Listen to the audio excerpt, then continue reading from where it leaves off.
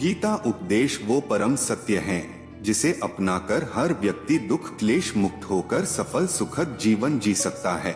भगवान श्री कृष्ण ने गीता का उपदेश अर्जुन को माध्यम बनाकर संसार को दिया था।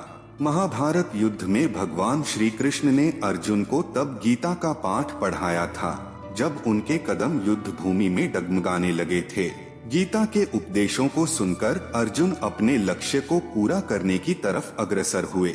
कहा जाता है कि गीता में जीवन की हर एक परेशानी का हल मिल जाता है। गीता कर्म करने और जीवन में आगे बढ़ते रहने की प्रेरणा देती है। ऐसे में किसी भी परेशानी का हल पाने और जीवन में सफलता पाने के लिए गीता की कुछ बातों का ध्यान रखना चाहिए। इस वीडियो में गीता की कुल 15 ऐसी बातें बताई गई हैं जिसके ज्ञान की हर व्यक्ति को जरूरत पड़ती है। मनुष्य का संघर्ष जितना बाहरी होता है उतना ही आंतरिक भी चलता रहता है। सोच और कर्म का संतुलन ही सफल जीवन का मंत्र है। सही गलत और उचित निर्णय की दुविधा में फंसे व्यक्ति को गीता के इन उपदेश से मानसिक संबल और धैर्य मिलता है। माना जाता है कि जो भी व्यक्ति गीता की इन 15 बातों का जीवन में अनुसरण कर लेता है वह हर काम में विजय हासिल कर सकता है। आइए जानते हैं उन बातों के बारे में। पहला उपदेश है विश्वास की ताकत को जानना। तुम अपने विश्वासों की उपज हो। तुम जिस चीज में विश्वास करते हो तुम वही बन जाते हो। जो स्वयं पर विश्वास करते हुए लक्ष्य की ओर बढ़ते रहते हैं उन्हें सफलता जरूर मिलती है।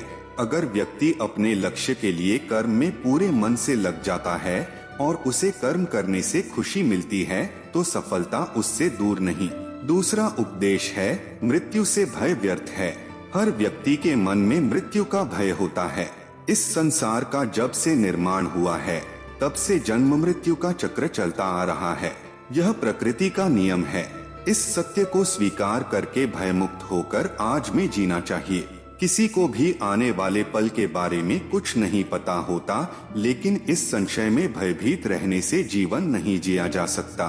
तीसरा उपदेश है कर्म सबसे ऊपर आता है।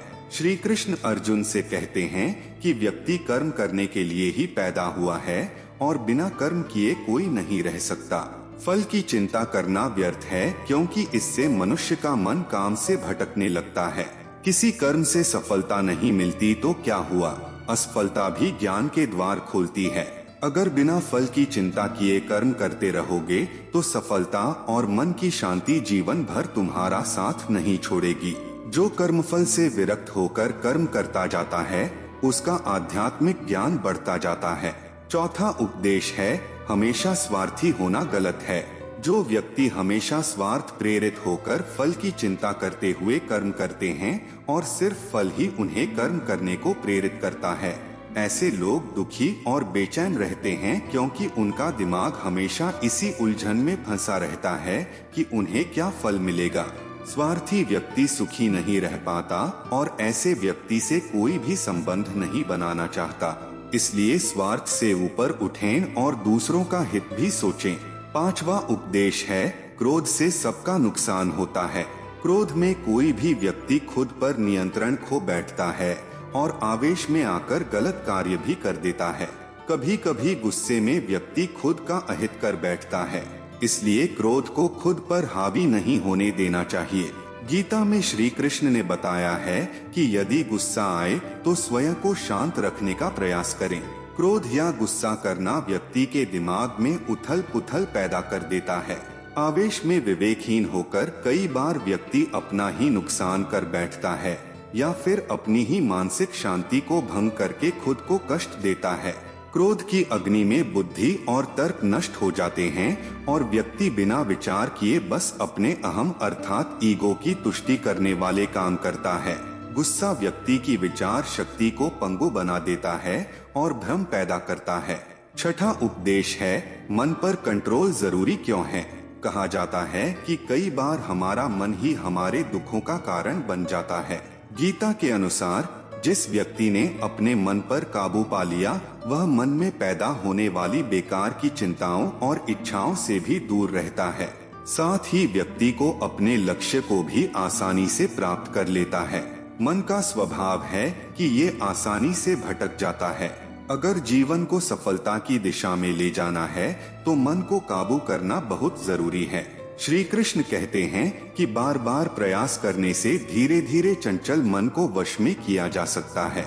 मन को वश में करने से दिमाग की शक्ति केंद्रित होती है, जिससे कार्यों में सफलता मिलने लगती है। अगर मन को वश में नहीं करोगे तो ये आपका सबसे बड़ा शत्रु बन जाता है। 7वां उपदेश है, भगवानों में कोई छोटा बड़ा नहीं। इस संसार में ईश्वर कई रूपों में जाना जाता है। इनमें से कोई भी रूप बड़ा छोटा नहीं है। परमात्मा का हर रूप समान है। जैसे हर नदी अंत में सागर में जाकर मिलती है, वैसे ही हर धर्म, मत और संप्रदाय की धाराएं परमात्मा रूपी समुद्र में समा जाती हैं। यह संसार परमपिता का ही स्वरूप है, वो हर कण में विद्यमान है। धन्यवाद। आज के वीडियो में इतना ही। बाकी के उपदेश इसके अगले पार्ट में कवर किया जाएगा, जिसका लिंक डिस्क्रिप्शन और आई बटन में मिल जाएगा। यह